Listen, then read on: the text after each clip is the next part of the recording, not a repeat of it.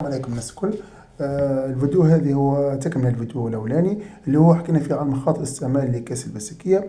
أكدنا فيه بأن استعمال الأكياس البلاستيكية يمثل خطر للمواطن، للبيئة، للحيوان، للبيئة بصفة عامة. معناها الحل هو لازمنا الحقيقة نبدلوا استعمال الأكياس البلاستيكية. نجم نبدلوها بعدة وسائل معناها اللي متاحة للمواطن معناها، فهمتني.